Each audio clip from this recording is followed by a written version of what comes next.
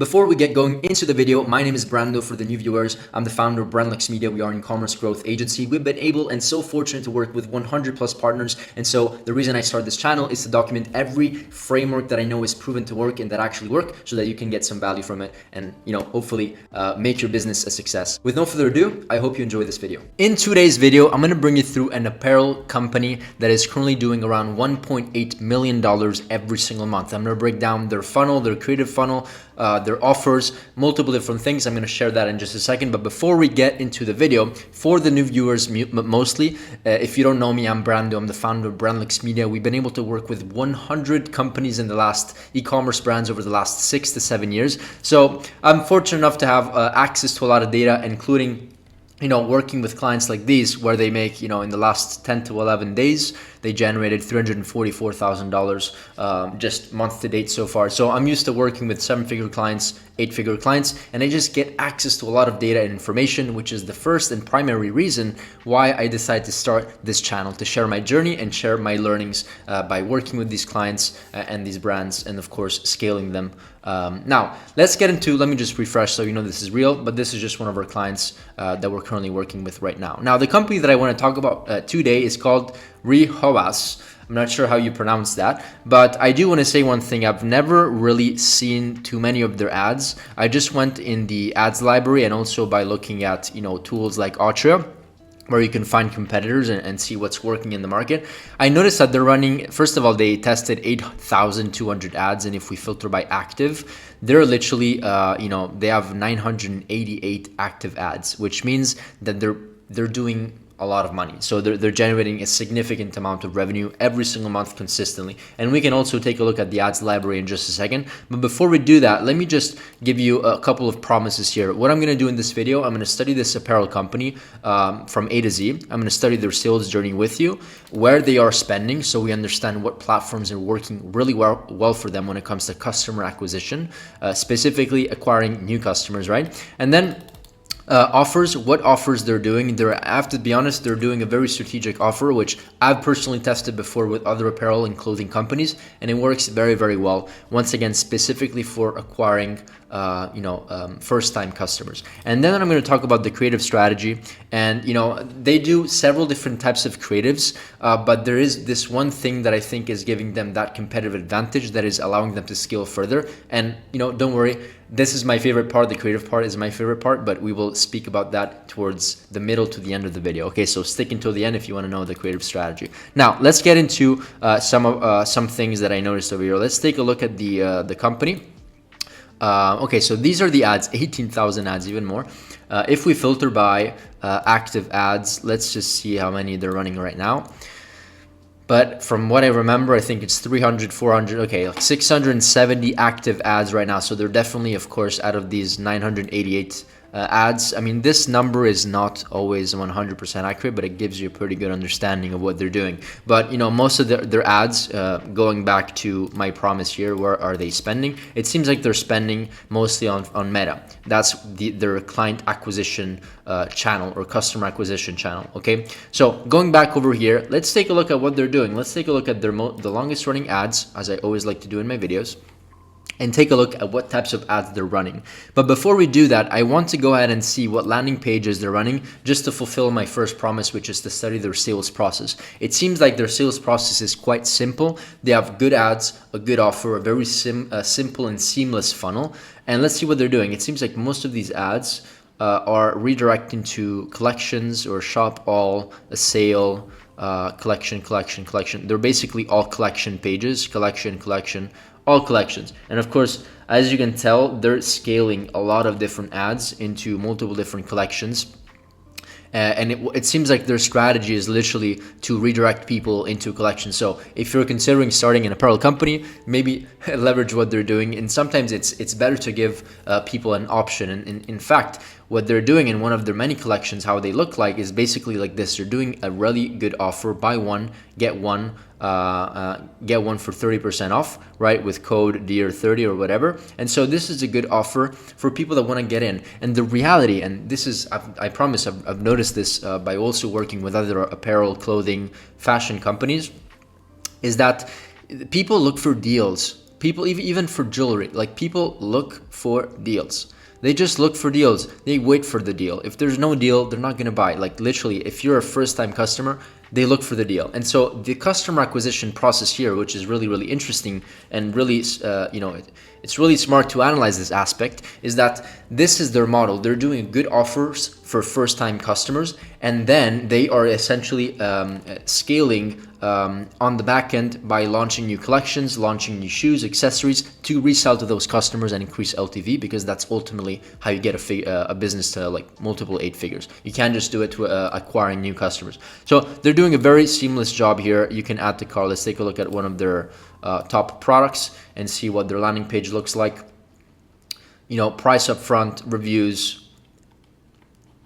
The one thing I would change on the add to cart is actually put a color to it, because it kind of like syncs in with the rest of the page. Not a fan of that. They have an offer, and by the way, I can guarantee you that this is by far mostly optimized for mobile, as you can see over here. I like this a lot. The sizing help really is really important, because if there's one question people have when they buy clothing is the sizing. So they have like a perfect kind of fit, type, stretch, medium, size chart. You can kind of do your own measurements. And then of course, a bunch of upsells and downsells frequently bought together, blah, blah, blah, blah, blah. And the reviews over here.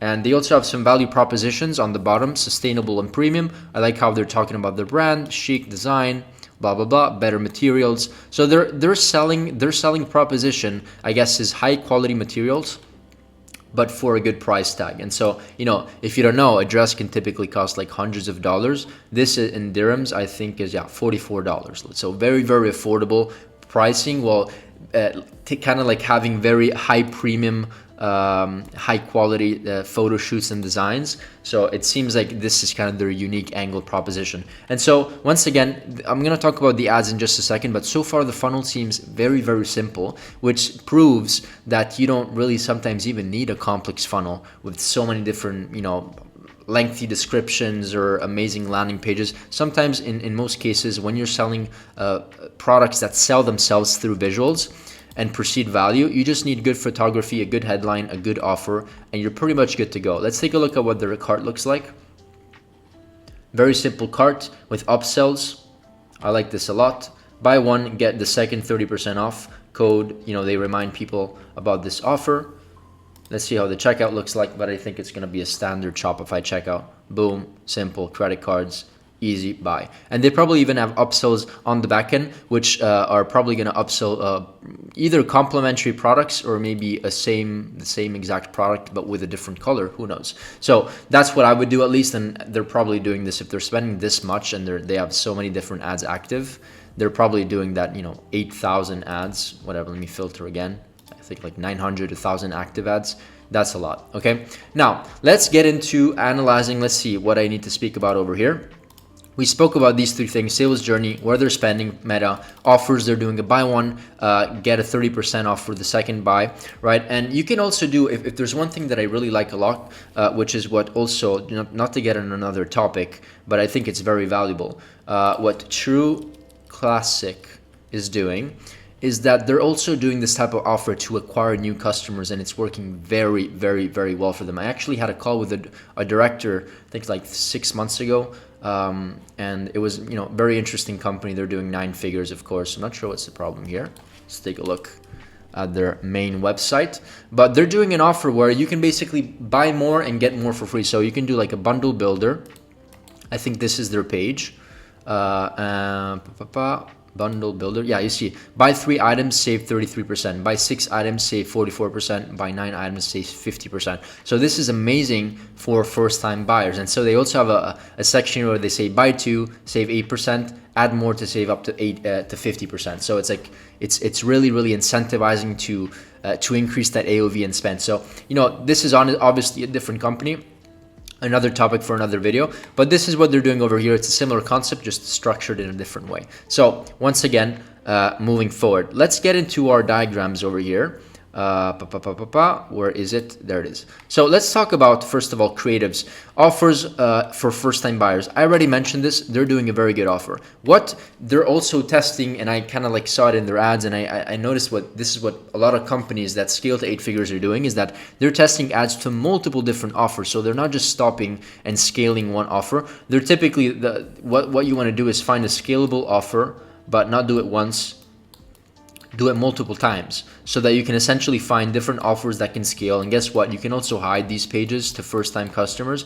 I'm not sure if this is what they're doing, but I've noticed that it's great, especially if you want to convert these offers specifically for to first-time customers, or sorry, show these offers specifically to first-time customers. And so if you can find a scalable offer, why not also find 2 or 3 or 4 other offers that are really resonating with the market, and allowing scale to happen, but scaling horizontally, not just vertically with one offer, but scaling horizontally. So maybe you can test a buy one, get one free, or buy two, get one for free, right? You can kind of like, you get the point. So this is kind of like a foundation for their strategy, testing offers when it comes to customer acquisition. Let's talk about the creative strategy.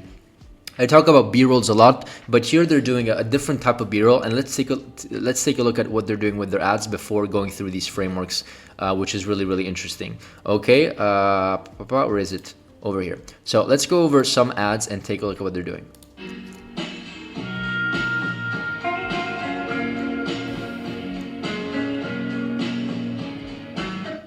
Okay, let's take a look at most longest running ads. Santa baby, just slip a sable under the tree for me. Okay. Monday, Tuesday, Wednesday, Thursday, Friday, Saturday, God. So they're doing like styling ads. There isn't also a lot of voiceovers. Yeah. Elegant, high perceived. Yeah, they're basically telling a story with their styling, essentially. So before and afters, transformation, different outfits. Let's take a look at one more.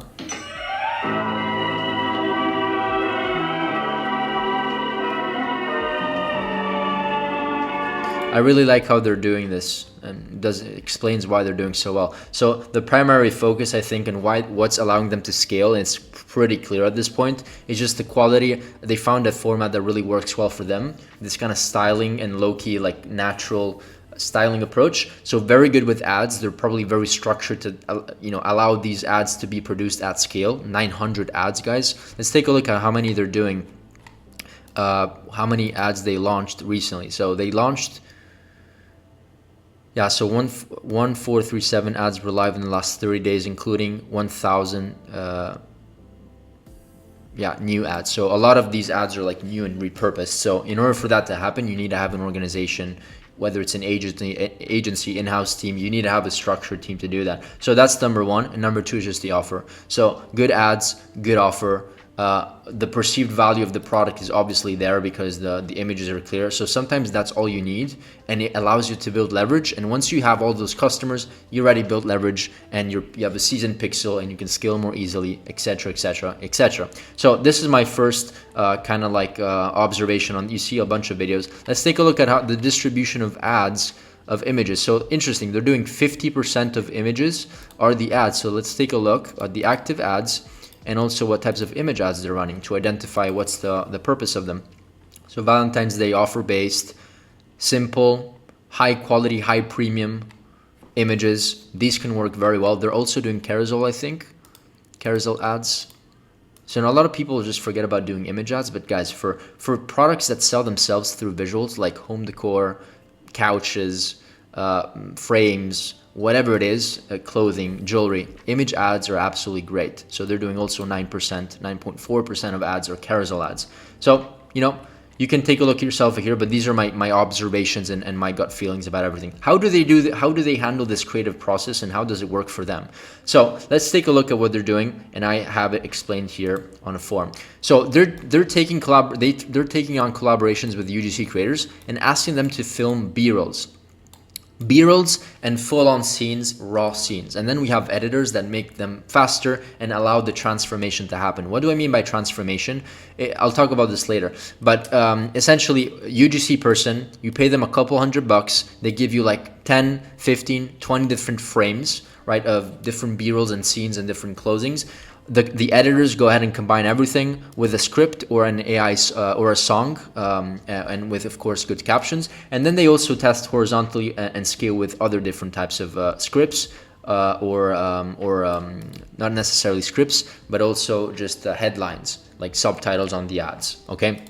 So this is what they're doing, and there's many types of ways to do B-roll. There's also what we do for some of our clients is that we put different faces within the B-rolls. It doesn't have to be the same creator, but it's important that you keep the same exact creator here so that they see the final transformation of their clothing. And so this is the framework that they're using here. So fast-paced scenes with transformation. And so going from here to this clothing to this other piece of clothing, and then they have a music AI voiceover on the back end. Voiceover on the back end, and then of course they have like some subtitles with like a direct offer. I noticed as a hook they have a direct offer, and it's working fairly well for them, quite well for them. And then they of course leverage these different styles of videos on their ads. So the transformations go from here to here to here. Prep before night out, right before we go. I also saw a creator that was basically dressing herself up in speed so that people could see the transformation as well, but also like putting on her jewelry, put on her perfume at the end, and like before and after, essentially, or transformation, kind of like transformation, but like specifically for going out. And then styling modeling videos where it's just literally a model or the actor just dressing herself up and styling and doing all that stuff. It's kind of like one goes along with the other, but this is what's really working well for them. And then of course when it comes to image ads, which I didn't mention here, they're mostly just doing like high quality, high perceived value images. That's working quite well for them. You see, good images, good shots with an offer: buy one, get the second 40% off. This is probably something that they were testing. You see, buy one, get the second one, buy one, get the second one 30% off, whatever, stuff like that. It works quite well. It's their customer acquisition process.